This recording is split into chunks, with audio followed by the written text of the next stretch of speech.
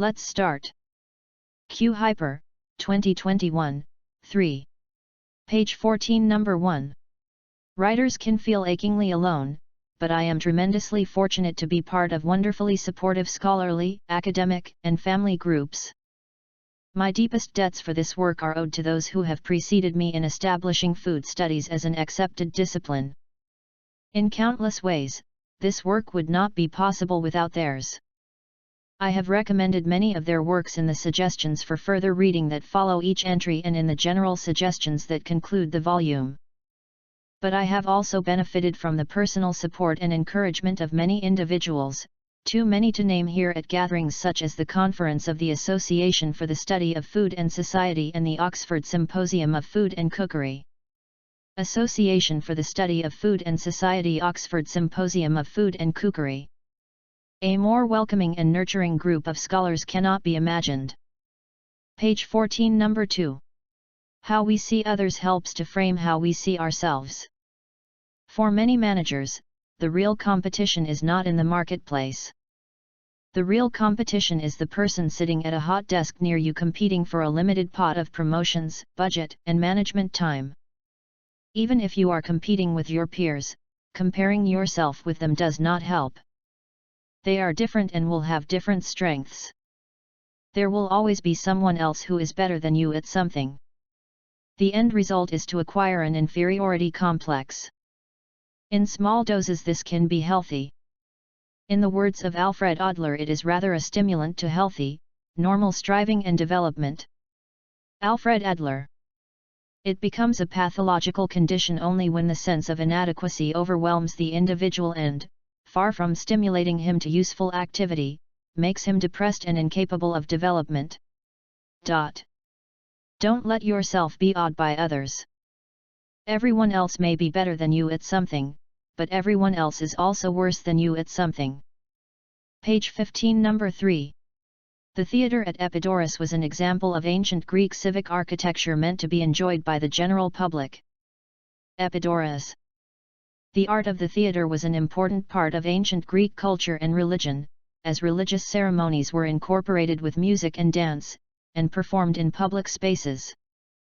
Greek drama, including tragedies and comedies, was performed in outdoor spaces like the theatre at Epidaurus. Epidaurus. At the heart of the theatre was the circular orchestra, the central performance area. Orchestra. 55 rows of semicircular tiered seats were carved into a hillside, which allowed as many as 14,000 spectators a good view of the orchestra. 14,000 Orchestra.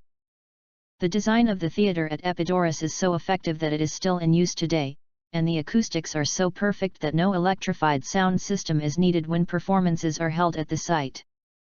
Epidaurus. Page 15 Number 4. Many genetic and biological mechanisms control hunger and satiety, ensuring that people will eat enough to meet their energy needs. Throughout most of human history, getting enough food was the primary challenge. The human body developed to function in an environment where food was scarce and high levels of physical activity were mandatory for survival. This situation resulted in the development of various physiological mechanisms that encourage the body to deposit energy, i.e., fat, and defend against energy loss. Today's environment, however, is one in which food is widely available, inexpensive, and often high in energy density, while minimal physical activity is required for daily living. Researchers have proposed that the modern environment has taken body weight control from an instinctual, unconscious, process to one that requires substantial cognitive effort. In the current environment, people who are not devoting substantial conscious effort to managing body weight are probably gaining weight. This means that nutrition education has an important role. Page 16 Number 5. What makes us so adaptable? In one word, culture, our ability to learn from others, to copy, imitate, share, and improve. When humans learn to communicate using oral and, later, written language, ideas, knowledge, and practices, how to make a fish hook, build a boat, fashion a spear, sing a song, carve a god, could replicate and combine like genes. But unlike genes, they could jump from one mind to another across distances of time and space. Culture freed humans from the limitations of their biology. According to evolutionary biologist Mark Pagel, when humans discovered culture, they achieved a momentous shift in the balance of power between our genes and our minds. Mark Pagel. Humans became the only species to acquire guidance on how to live from the accumulated knowledge of their ancestors, rather than just from their DNA. Page 16, number 6. Although common sense knowledge may have merit, it also has drawbacks, not the least of which is that it often contradicts itself. For example, we hear that people who are similar will like one another, birds of a feather flock together, but also that persons who are dissimilar will like each other, opposites attract.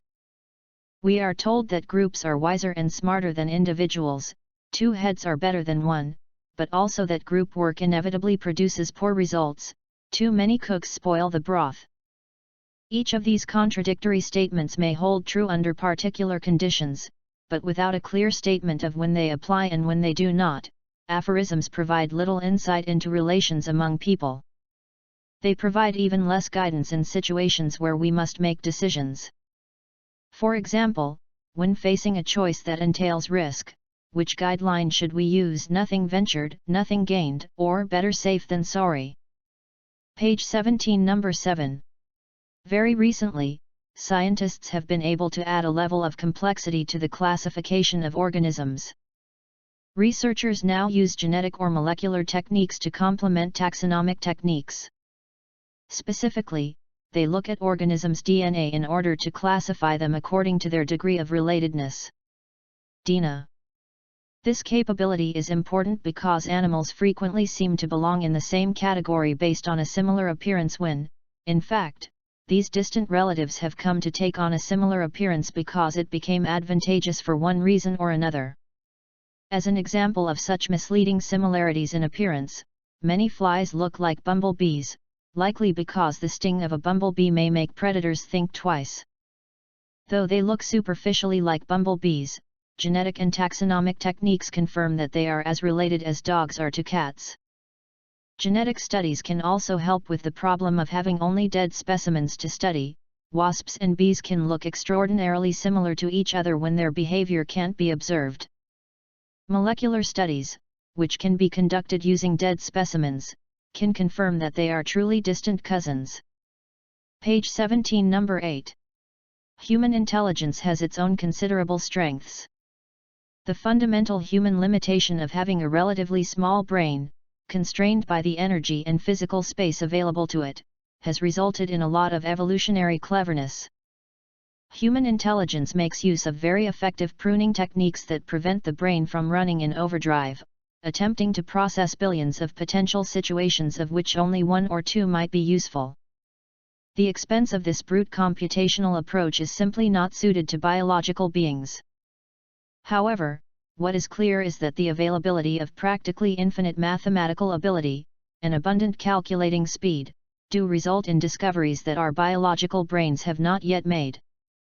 We are blindsided to some degree by the biological imperative to conserve energy and make the best use of our brains, given their physical limitations. In this way, machine thought, which can leverage incredible amounts of energy and space, is fundamentally different. Humans' biological constraints have developed pruning techniques, but machine thought is fundamentally free from such constraints, which leads to greater achievements. The end. Good job.